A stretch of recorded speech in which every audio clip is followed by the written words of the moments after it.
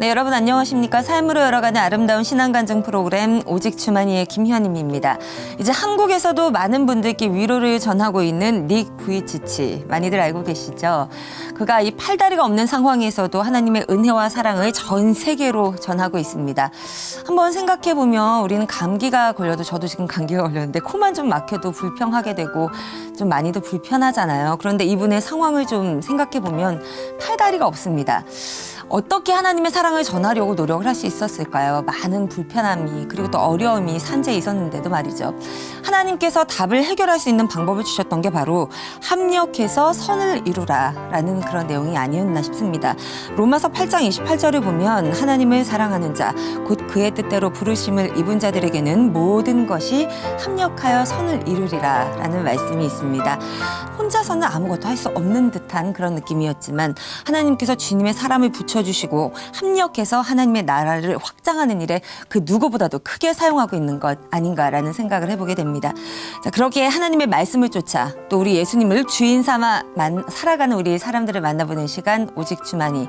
오늘의 간증자를 여러분께 소개해드리기 전에 먼저 이 시간 은혜로 함께 채워주고 계신 분들부터 소개해드리겠습니다. 춘천 한마음교회 성도님들 환영합니다. 어서 오세요.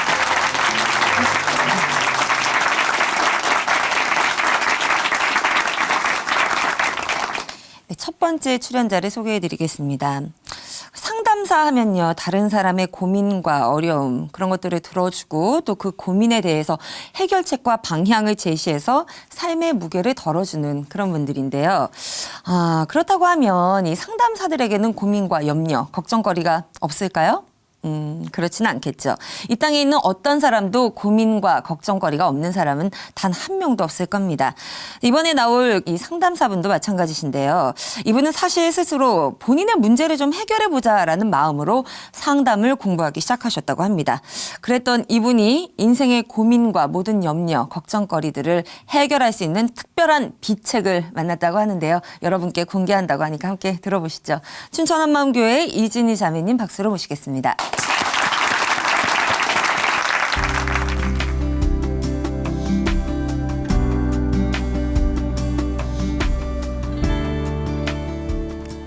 안녕하세요. 춘천 한마음교회 이진희입니다. 저는 현재 상담사로 일하고 있습니다. 저는 어머니에게 받은 상처로 20여 년간 힘들어했는데요. 부활하신 예수님을 만난 후 이미 모든 상처가 끝난 새로운 존재가 되었어요. 제 마음에 찾아오셔서 저를 변화시켜 주신 하나님의 은혜를 나누고자 합니다. 제게는 잊혀지지 않는 기억이 하나 있어요. 제가 어렸을 때 어느 늦은 밤 저와 언니는 아버지와 함께 택시를 탔는데 엄마는 택시에 타지 않았어요. 그 순간 제가 엄마는 왜 택시 타지 않냐고 소리를 지르자 곧 뒤따라서 온다는 거예요. 달리는 차 안에서 저는 얼른 고개를 돌려 뒤쪽을 바라보았는데 그곳에는 공중전화 박스에서 수화기를 들고 이쪽을 바라보는 엄마의 모습이 있었어요. 이것이 제가 어렴풋이 기억하는 엄마의 마지막 모습이에요. 그 후 아버지는 재혼을 하셨고 제게는 또 다른 어머니와 남동생이 생겼어요. 하지만 저는 나이가 어렸던 만큼 돌아가는 상황이 어떤 의미인지 잘 몰랐어요. 그래서 마음속으로 언젠간 엄마가 찾으러 올 거야 생각했어요. 하지만 엄마는 오지 않았고 서서히 제 머릿속에는 나는 버림받은 사람이라는 생각이 입력되고 있었어요. 그리고 그리움 대신 분노가 마음속 깊이 퍼져가고 있었어요. 저의 이런 속마음과 달리 겉으로 볼 땐 멀쩡했는데요. 저는 학업 성적도 좋았고 반에서 반장도 하며 친구들과도 잘 지냈어요. 하지만 제 마음은 이런 현실이 진짜가 아니라 곧 깨어날 꿈이길 바랬어요. 그리고 저는 다른 사람에게 마음 문을 여는 것이 참 쉽지 않았어요. 그래서 진짜 제 속마음은 표현하지 않고 친구들의 이야기는 잘 들어주었는데요. 그러자 어느 순간부터 제게 다가와서 상담을 하는 친구들이 늘어났어요. 저는 친구들의 이야기를 들으면서 그 누군가도 제 이야기를 들어주고 제 마음도 알아주셨으면 좋겠다고 생각했어요. 그래서 어느 날 친하게 지내던 한 친구에게 저의 아픔과 고민을 털어놓자 그 친구는 함께 울면서 위로해 주었어요.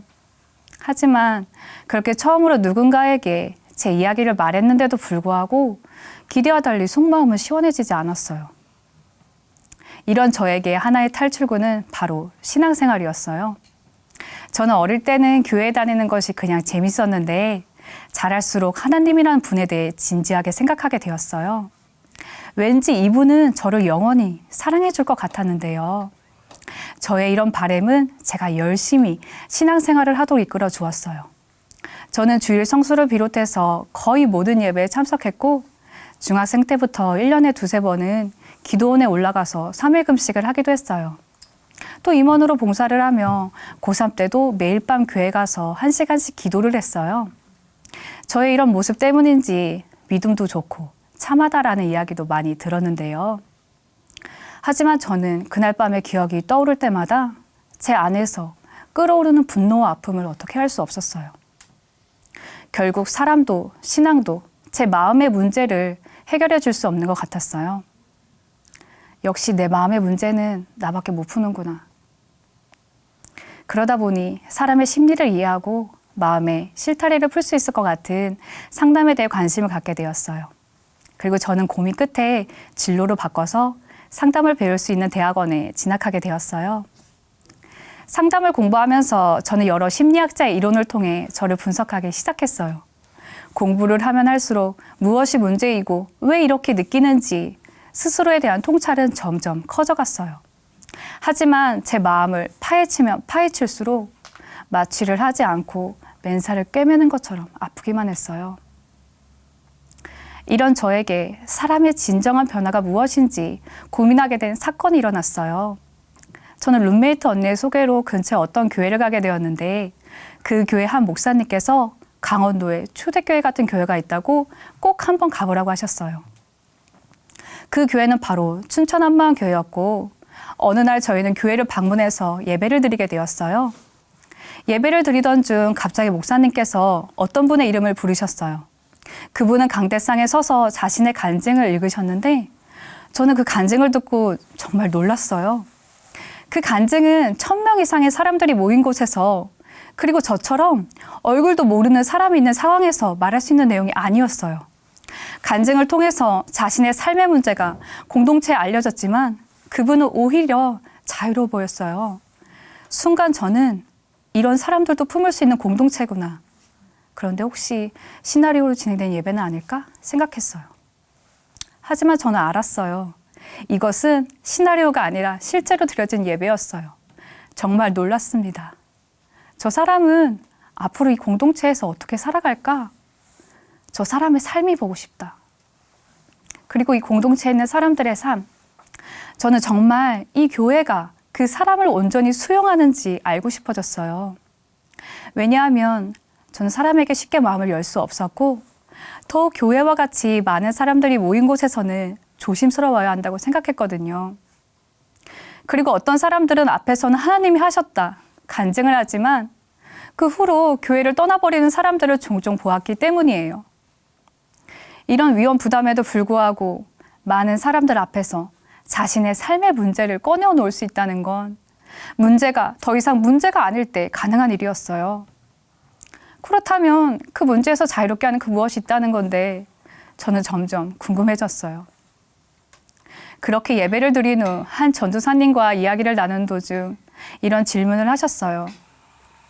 천국이 미국이 있는 것처럼 선명하냐고. 그리고 사람이 단번에 변하는 것이 가능하냐고 물으셨어요. 저는 이 질문을 듣는 순간 머릿속이 새하얘졌어요. 미국은 세계 지도를 보는 것처럼 확실한데 천국은 저 어딘가에 있을 것처럼 희미한 거예요. 하지만 천국이 보이지 않는다고 말하는 것은 그동안 맹목적인 신앙생활을 했다는 것 같아서 사실대로 말할 수 없었어요. 그리고 단번에 가능하다는 사람의 변화. 저는 이 말을 듣고 정말 황당했습니다. 왜냐하면 제가 고민하고 연구하는 부분이 사람의 심리에 관한 것이었고 사람의 변화가 절대 쉽지 않다고 믿고 있었거든요. 그래서 저는 사람마다 성향이 다르고 자라온 환경이 다른데 어떻게 단번에 변해요. 각 사람의 발달 과정에 따라 점진적인 변화가 있겠죠? 라고 말해버렸어요. 이런 저에게 전도사님은 사도행전 2장 말씀을 보여주셨어요. 거기에는 베드로의 설교가 나왔는데 이스라엘 백성들이 십자가에 못 박아 죽인 예수님이 살아나서 주와 그리스도가 되었다는 내용이었어요. 이 말을 듣고 3,000명의 사람들이 마음에 찔려 회개한 장면이 나왔어요. 저는 이 모습을 보는 순간 할 말이 없어졌어요. 3,000명이나 되는 사람들이 어쨌든 단번에 변했다는 것을 부인할 수 없었거든요. 그리고 전도사님은 두 가지 질문에 대한 답으로 부활하신 예수님 때문에 천국에 있는 것도 선명해지고 사람의 변화가 단번에 가능하다고 하셨어요. 그런데 제 마음속에서 부활하신 예수님이란 말이 턱하고 걸리는 거예요. 부활이란 말은 사람이 죽었다가 다시 살아났다는 건데 갑자기 예수님이란 인물이 낯설어졌어요. 저는 예수님이 사람이라고 20여 년 동안 믿고 있다고 생각했어요. 그런데 예수님이 사람이었다라는 사실을 진짜 믿어야 하는 순간이 오니까요. 하나님이 사람의 몸으로 이 땅에 오셨다는 것을 믿을 수가 없는 거예요.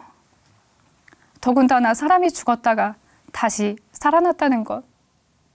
인간의 이해와 상식으로는 절대 있을 수 없는 일이었어요.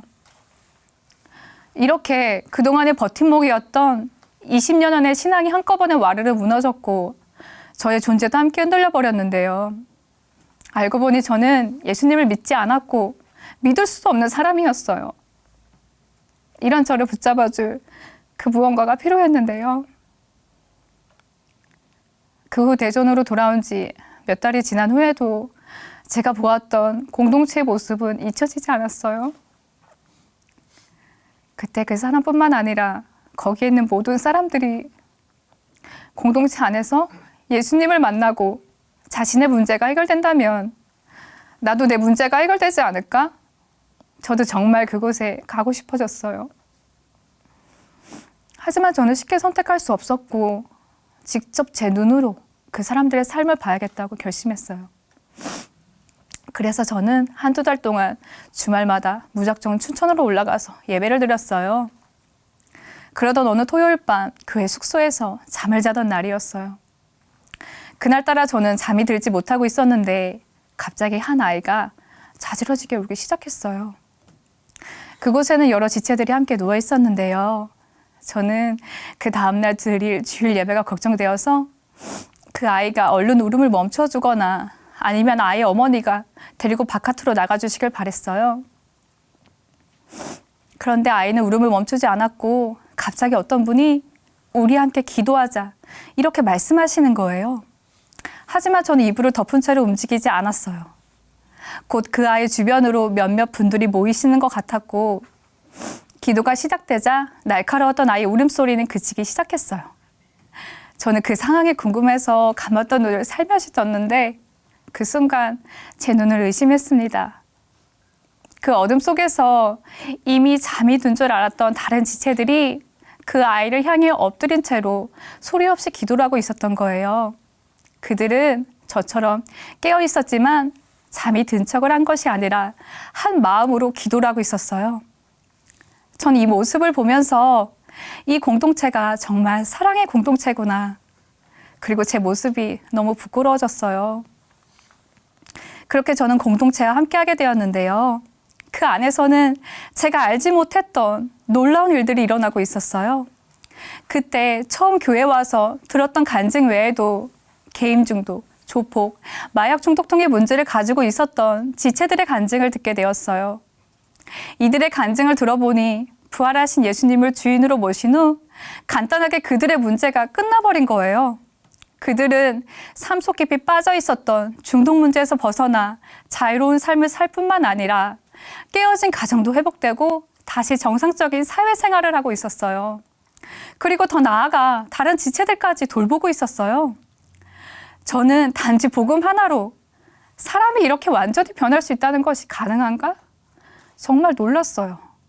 저는 상담을 공부하면서 중독 문제에서 벗어나 회복하는 것은 쉬운 문제가 아니며 한 개인의 노력 이상으로 전문적인 치료 접근이 장기적으로 필요한 영역으로 알고 있었어요. 그런데 이들은 부활하신 예수님을 만나서 단번에 변화되었고 공동체의 사랑을 통해서 그 변화가 지속되고 있었어요. 그리고 공동체에 있는 그 누구도 그들을 옛 모습으로 바라보지 않았어요. 저는 사람들이 이렇게 변하는 모습을 보면서 저도 예수님을 만나서 변화되고 싶었어요. 그러다 어느 새벽 예배 시간 이런 말씀이 선포되었어요.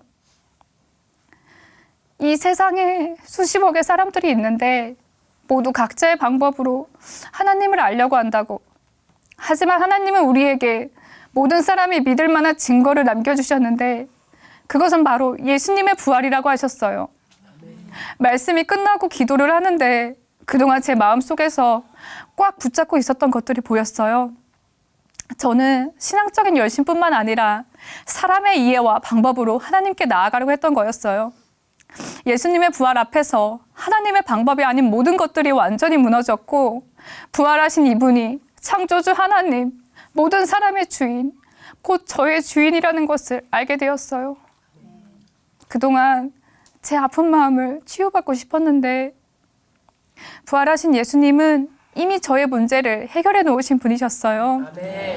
예수님이 십자가 달려 죽으셨을 때 상처받은 저 옛사람도 함께 죽었고 예수님이 부활하셨을 때 저도 함께 살았기 때문에 저는 이미 모든 상처가 단번에 끝나버린 새로운 존재가 된 거였어요. 이 사실을 믿지 않고 20여 년 동안 상처받았다고 생각하며 스스로 어떻게 해보려고 했던 것, 이렇게 자기 안에 갇혀 주인 노릇을 하며 사는 것이 어둠이며 예수님이 아니고서는 끝까지 이렇게밖에 살 수 없는 인간의 한계가 보였어요. 저도 이스라엘 백성들처럼 예수님을 십자가에 못 박아 죽일 수밖에 없었던 동일한 중심이었습니다. 저는 예수님을 믿지 않았던 죄를 회개하고 예수님을 제 마음에 진짜 주인으로 고백하게 되었어요. 더 이상 상처를 치유하기 위해 애쓸 필요가 없어졌어요. 이제는 죽은 옛 모습을 바라보며 슬퍼할 필요가 없고 너는 새 피조물이라는 창조주의 완벽한 사랑이 제 마음에서 울렸어요. 그러자 마음속 깊이 응어리졌던 친어머니에 대한 원망이 풀어졌어요. 어머니가 어떤 마음일지 이해되더라고요. 그리고 부모님, 특히 저를 20년을 키워주신 어머니의 역할이 얼마나 어려운 자리였을지 다시 돌아보게 되었어요.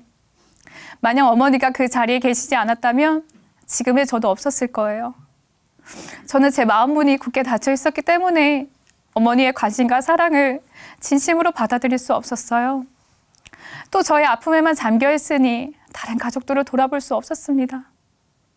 6살 그때 저를 맨 처음 교회에 데리고 가신 어머니의 신앙이 회복되길, 그리고 가족 모두 예수님 안에서 참 자유롭길 진심으로 기도하게 되었어요. 저는 이제야 그때 전도사님께서 말씀하셨던 2가지 질문이 풀리게 되었습니다. 부활하신 예수님 때문에 천국에 있는 것도 선명해지고 사람의 변화가 단번에 가능하다는 말씀에 아멘 되었습니다. 사람의 진정한 변화는 시간이 오래 걸리는 것이 아니라 마음의 주인이 나에서 예수님으로 바뀌는 것이었어요. 그리고 저는 이제야 제가 만나는 아이들에게 무엇을 해야 하는지 알게 되었어요. 마음이 상하고 아픈 아이들에게 알려줘야 하는 것은 바로 부활하신 예수님이었어요. 지금 현재 눈으로 보이는 모습이 그 아이의 전부가 아니라 누구든지 예수님 안에 있으면 새로운 존재라는 것, 이 복음을 전하는 것이 상담사로서 제가 해야 할 일이었습니다. 어떤 학생은 가까운 가족의 죽음을 겪고 죽음에 대한 두려움을 가지고 있었어요. 몇십 회 이상 진행되었던 상담을 마치고 헤어지기 전 아이에게 죽음을 이기신 분이 있는데 4대 성인 중 한 분이신 예수님이라고, 이분을 믿게 되면 죽어도 영원히 사니까 육체의 죽음이 끝이 아니라고 말해주었어요. 그러자 아이는 엽서 전도지에 그려져 있는 동그라미 2개의 그림을 가리키며 이것이 무덤이냐고 물었어요. 저는 아이에게 2 그림 모두 사람의 마음을 그린 것인데 하나는 마음의 자리 왕이 예수님이고 다른 하나는 나라고 알려주었어요. 그러자 아이는 갑자기 볼펜을 들고 마음의 자리 왕이 예수님인 그림을 따라 그리는 거예요. 저는 이 모습을 보고 아이에게 예수님을 주인으로 모시면 이 세상 끝날까지 너와 함께 하시고 보호하실 것이라고 이야기를 해주었어요. 그러자 아이는 평소 궁금했는지 꼭 교회를 다녀야 천국에 가냐고 물었어요. 저는 아이에게 예수님을 주인으로 믿어야 천국에 간다고 말해주며 예수님을 주인으로 모시겠냐고 물으니 아이는 믿어야죠 그럼 이렇게 말을 했고 전도지에는 영적 기도를 또박또박 읽었어요. 그리고 전도지를 손에 꼭 쥐고 기뻐하면서 자기도 동네에 있는 교회에 가고 싶다고 말했어요. 저는 무엇보다도 그 아이가 두려워했던 죽음의 문제를 넘어 부활하신 예수님을 보았다는 것이 기뻤습니다. 예전에 저는 저의 아픈 마음을 위로해주고 붙잡아줄 그 무언가를 찾고 있었어요. 하지만 부활하신 예수님은 단번에 제가 어떤 존재인지 확인시켜 주셨습니다. 저는 더 이상 여기저기를 기웃거릴 필요가 없어졌어요. 제가 주인 되었던 철통 같았던 저의 마음을 뚫고 부활하신 주님이 찾아오셔서 저의 진짜 주인이 되어주셨습니다. 그리고 저에게 사랑의 공동체를 보여주시고 그 안에서 마음을 열게 해주셨어요. 그리고 저도 이제는 복음을 들고 중등부 교사로 아이들을 섬기며 공동체와 함께 전진하고 있습니다. 앞으로도 저는 만나는 사람들에게 삶의 진정한 변화를 주시는 예수님을 소개해주고 싶어요. 진짜 주인을 만나 기쁨과 자유를 누릴 수 있도록 돕고 싶습니다. 제가 부활의 주님, 최고의 상담자이신 예수님을 만나서 변화된 것처럼 만나는 사람들에게 삶의 진정한 상담자 대신 예수님을 전하는 사명을 감당하겠습니다. 감사합니다.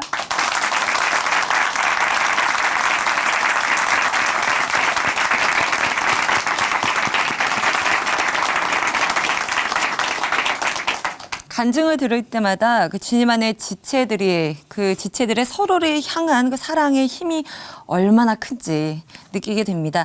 그 안에서 우리 인간의 지식과 정보로는 해결하고 설명할 수 없는 놀라운 변화도 가능한 것이겠죠. 스스로를 그 상처 안에 가둬두고 자신의 방법으로 치유하려고 노력했었던 하지만 좋은 결과를 얻지 못했던 자매님. 부활의 주님이 발라주신 사랑의 연고 한 번으로 20년 넘게 스스로를 올가매고 괴롭혔던 그 사랑, 그 상처에서부터 자유로워지신 거 축하드리겠습니다. 그리고 또 마음의 주인을 주님으로 바꾸는 것만이 모든 문제를 해결할 수 있는 그 열쇠라는 것을 이제 아시니까요. 주님께서 주신 귀한 직업, 이 상담사라는 직업을 통해서 많은 상처받은 영혼들이 주님 앞에 돌아갈 수 있는 일에 귀하게 쓰임받을 수 있기를 함께 박수로 소망하고 응원해드리겠습니다.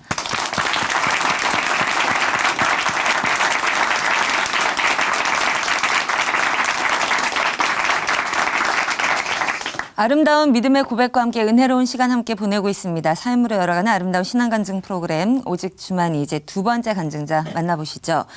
이분은 평생 정말 성실하게 누구보다 열심히 살아오신 분인데요.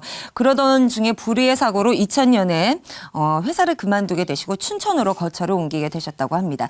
그래도 그 성실한 삶은 변함이 없었겠죠. 춘천에서도 뭐 경비원으로 또 미화원으로 여전히 열심히 삶을 살아오고 계시는 분인데요. 이분이 딱 한 가지 열심을 내지 않는 일이 있었으니 바로 교회에 가는 일입니다. 이분을 전도하기 위해서 자녀들이 참 계속 꾸준하게 강권하고 또 전도하려고 노력을 했지만 이분은 교회 가는 것만은 노라고 말씀을 하셨는데요.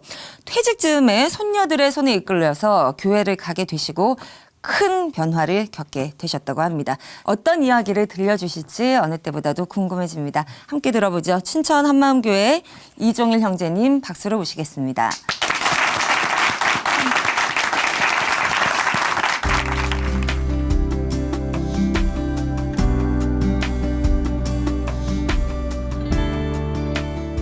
안녕하십니까. 춘천 한마음교회 이종일입니다. 저는 2000년 대형 교통사고로 인해 장기간 병원 생활을 하다가 회사를 퇴직하고 우여곡절 끝에 딸아이가 살고 있는 춘천으로 이사를 오게 되었습니다.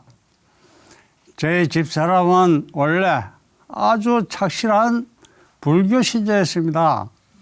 이런 사람이 이사를 오자마자 절이 아닌 교회로 나가는 것이었습니다. 아무리 여자의 마음은 갈대라지만 수십 년 쌓아온 관세음보살이 하루아침에 도라비 타불이 되어버렸습니다. 이는 아마 오래전부터 딸과 사이가 예수님을 믿으라고 간절하게 부탁해 온 것으로 압니다. 저는 원래 종교나 신앙 이런 쪽에는 아무 관심도 흥미도 전혀 없는 사람이었지만 집사람의 개종 결심은 참으로 놀라웠습니다. 지금 와서 생각해 보면 모든 게 하나님의 인도하심인 것 같습니다. 당시 저로서는 가장 시급한 문제가 일자리였습니다. 친구 하나 없는 타향에서 하루를 보내는 것도 힘들었지만 일자리 구하기란 참으로 어려웠습니다. 교차로 등 백방으로 찾던 중에 모 아파트 경비원으로 취업을 하게 되었습니다. 저는 지금까지 관리하고 감독하는 위치에서 일을 해왔습니다. 막노동이나 힘든 일을 해본 경험이 없는 내가 다 늙어서 과연 이 일을 잘 할 수 있으려나 하는 염려도 있었지만 아직은 나의 체력이 감당할 것이다. 이렇게 안도하면서 출근하게 되었습니다. 감사한 마음으로 아주 열심으로 쓸고 닦고 밤에는 뜬 눈으로 근무를 충실히 수행하였습니다. 그러던 어느 날 사무실에서 호출이 왔습니다. 관리소장님께서 무슨 경비원이 인사도 할 줄 모르냐고 건방지다고 민원이 들었다는 것입니다. 처음 하는 경비 일이라 잠 안 자고 시키는 일만 잘하면 되겠지 했는데 건방지다, 인사 안 한다는 지적은 그야말로 내 인생 최대의 굴욕이요 수치스러움에 견딜 수가 없었습니다. 처음부터 자존심 따위는 접고 일하기로 작정했는데도 막상 이런 일을 당하고 보니 참기 어려웠습니다. 당장 그만두겠다고 하고 사무실을 박차고 나오고 싶은 마음이 꿀뚝 같았습니다. 하지만 이 나이에 지금 나가면 내일은 어디 가서 무엇을 할까 생각하니 앞이 안 보였습니다. 고민하다가 내 타고난 성품을 이제 와서 어찌하랴. 참고 또 참다 보면 좋은 날이 오겠지 하고 스스로를 위로했습니다. 이후로 인사 잘하고 열심히 일을 하다 보니 어느새 8년 세월이 지나 정년이 되어 퇴직을 하게 되었습니다. 돌이켜 생각해 보면 입사 초기에 너무나 당연한 주민들의 요구사항인데 그 알량한 자존심 때문에 굴욕이니 수치니 하며 마음 아파했던 것 같습니다. 이곳 춘천으로 오면서 딸과 사이로부터 교회에 나가자고 수천의 요청을 받았지만 한 번도 생각해 본 적이 없는 나에게 교회라니 씨알이 먹힐 리가 만무했습니다. 나는 안 나간다고 아주 확실하게 못을 박았습니다. 그런데 작전이 바뀌었는지 손녀들이 둘이서 할아버지 교회 나오세요. 천국 가셔야죠. 지옥 가면 어떡해요. 하면서 매달리는데 난감하기 짝이 없었습니다. 올 것이 왔구나 하는 생각이 들어서 우선 할아버지가 퇴직하면 그때 갈게 이렇게 지나가는 말처럼 하곤 했는데 정말 퇴직하는 날이 왔습니다. 이 날을 기다렸다는 듯이 자식들은 내일 당장 교회에 가자고 했습니다. 평생 동안 한 번도 교회에 관해 생각해 본 적이 없는 내가 왜 이 쓸데없는 일에 고민을 해야 되는지 걱정되고 꽤 부담스럽습니다. 하지만 기왕에 한 약속이니 일단 한번 나가보자고 작심하고 평소에 잘 입지도 않던 양복을 차려입고 처음으로 교회에 갔습니다. 드디어 목사님이 등장하시고 설교 말씀이 선포되는데 무슨 말인지 무슨 뜻인지 알 수가 없었습니다. 다만 고함에 가까운 목사님의 열변과 성도님들의 경청하는 모습은 나를 수경케 하였으며 여기 무언가가 있구나 하는 생각에 가슴이 뭉클하였습니다. 마지못해 따라 나선 이 길이었지만 내 운명적인 길이라면 이렇게 끌려만 가지 말고 긍정적으로 참여해보자 결심하고 우선 교회에서 선포되고 있는 말씀과 간증들을 매일매일 모두 보았습니다. 처음 대하는 성경책은 정말 골이 아팠습니다. 전혀 알 수 없는 단어들과 이해할 수 없는 문장들로 가득 찬 성경책을 읽으려고 하니 눈만 아프고 한 장 보기도 힘들었습니다.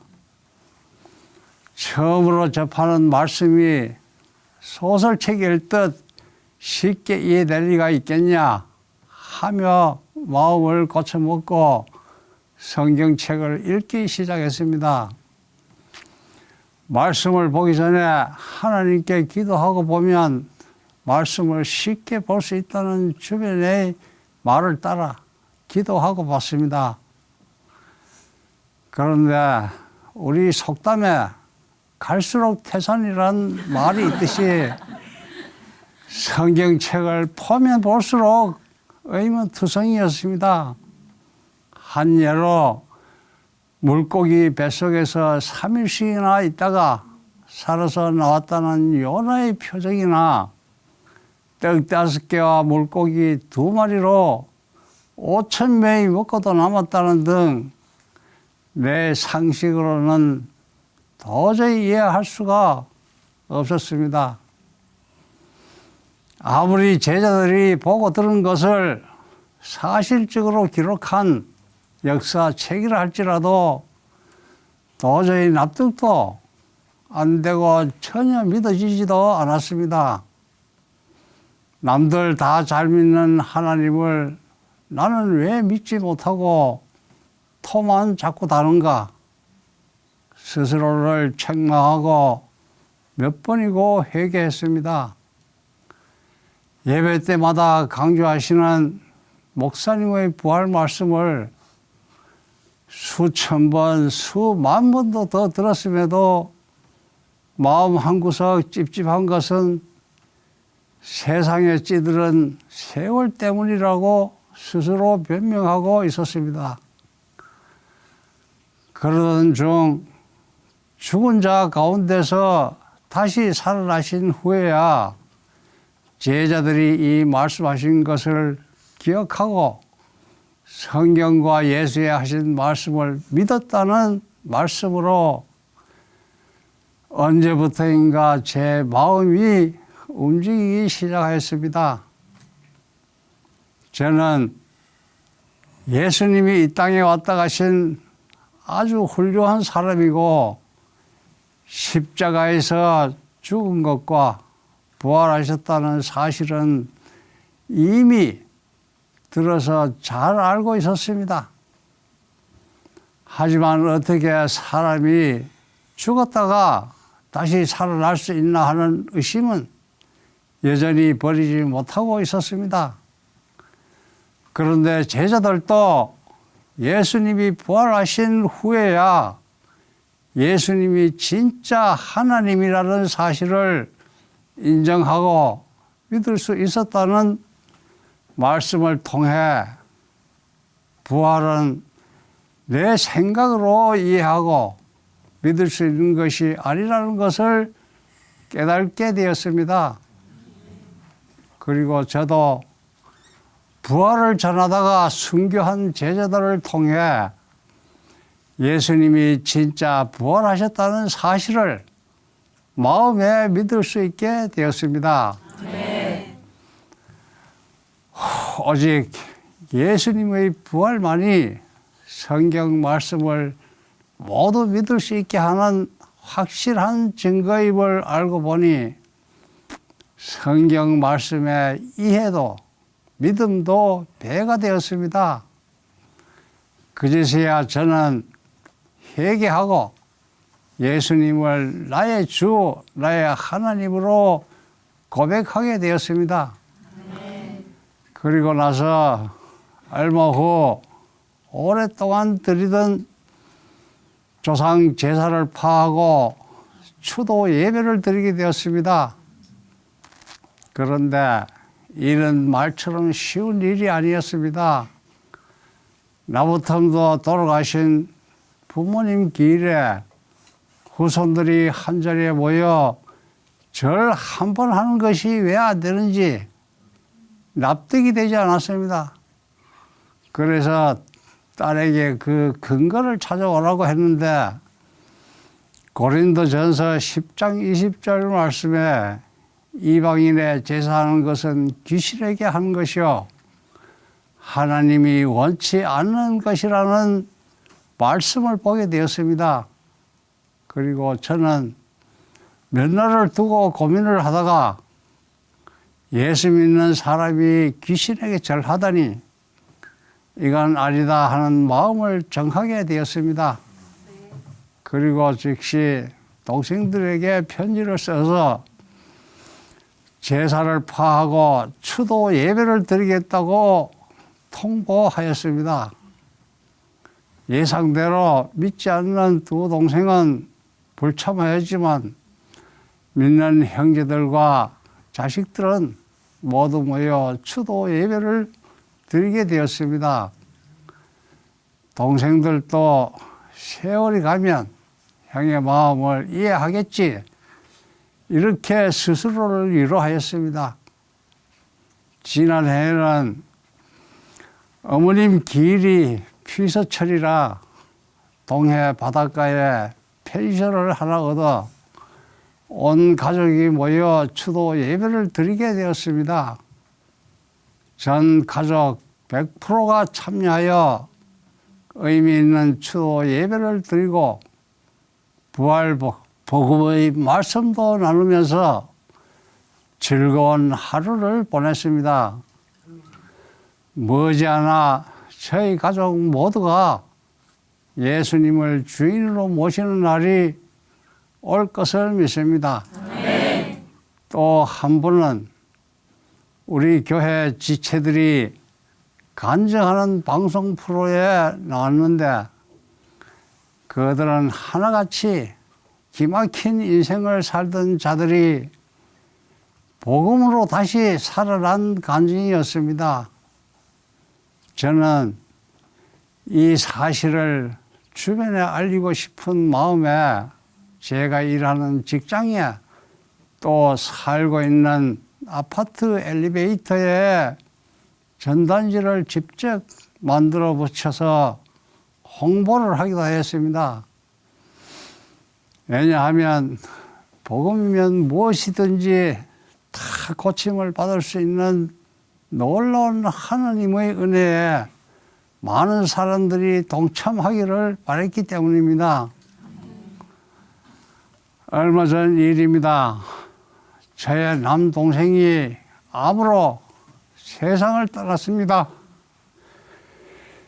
동생이 투병하는 동안 계속 찾아가서 복음을 전하고 동생과 기도도 하였습니다. 그 후로 동생은 병원에 입원할 때마다 다른 것은 몰라도 성경책은 꼭 챙겨가며 하나님을 의지하는 것 같았습니다. 동생이 떠나기 며칠 전 병상에 누워 신음하는 동생의 모습이 너무 안타까워 머리에 손을 얹고 피눈물 나는 기도를 드렸습니다. 하나님 아버지, 내 사랑하는 동생 제발 좀 살려주십시오. 아니면 이 고통에서 벗어나게 해주십시오. 하나님 곁에서 편히 쉴 수 있도록 하나님 아버지 인도해 주시옵소서. 이렇게 마음 아픈 기도는 예수님 믿고 처음으로 드렸습니다. 나중에 한 일이지만 셋째 딸은 나에게 말도 없이 회사에 휴가를 내고 동생에게 다녀왔다고 합니다. 가서 다시 복음을 전하고 부활하신 예수님이 우리 주인임을 선포하고 영접 기도를 했다고 합니다. 그때 동생은 벌어진 입을 움직여서 아멘하고 고개를 끄덕이고 손을 모으고 기도하는 모습을 보여줬다고 합니다. 그리고 약 1시간 뒤에 동생은 하나님의 부름을 받아 하늘나라로 갔습니다. 살아계시는 하나님 아버지께서 제 기도를 들어주시고 동생에게 복음도 다시 듣게 하시고 고통 없는 천국을 허락해 주신 것입니다. 아멘. 하나님 아버지께 감사드립니다. 장례식 가운데도 마음은 아팠지만 남은 가족들에게 모두 예수님을 믿으라고 복음을 전하고 장례식을 잘 마쳤습니다. 저는 지금까지도 기도를 잘 드릴 줄 모릅니다. 그리고 나 자신과 가족들의 안위만 지켜달라고 욕심만 부렸습니다. 그래서 하나님께서 너는 나를 위해 무엇을 했냐고 물으시면 저는 아무 할 말이 없습니다. 다만 앞으로 남은 인생은 오직 주를 위하여 복음을 전하고 사명을 다하는 삶을 살고 싶습니다. 아멘. 감사합니다.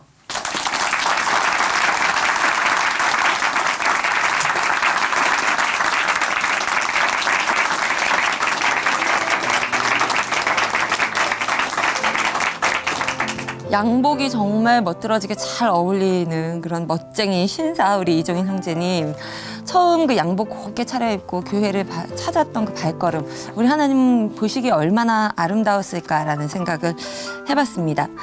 형제님의 그 향기 나는 인생에서 묻어나오는 간증이라 그런지 어느 때보다도 더 깊은 울림과 또 감사, 감동이 있었던 간증이었던 것 같네요. 먼 길 돌아서 이제 인생의 황혼길에 우리 예수님의 복음을 접하게 되셨는데요. 형제님의 그 소원, 온 가족이 함께 우리 하나님께 영광 돌릴 수 있는 그날이 함께 속히 올 수 있기를 우리 박수로 함께 응원해드리고 함께 힘을 실어드리도록 하겠습니다.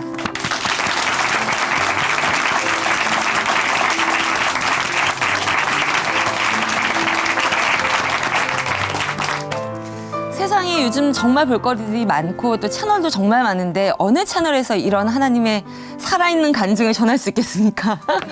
오늘도 정말 많은 은혜를 받고 돌아갑니다. 우리 시청하신 여러분들께서도 같은 은혜로 시공을 초월해서 역사하신 우리 하나님께서 같은 은혜를 주시기를 소망합니다. 오늘 은혜 많이 받으셨나요? 네. 이 시간 찬양으로 함께 마무리해 보도록 하죠. 최다솜 자매님이 불러주십니다. 주님은 산 같아서. 오늘도 성령이 함께 하시는 은혜 가득한 하루 보내시기 바랍니다. 고맙습니다.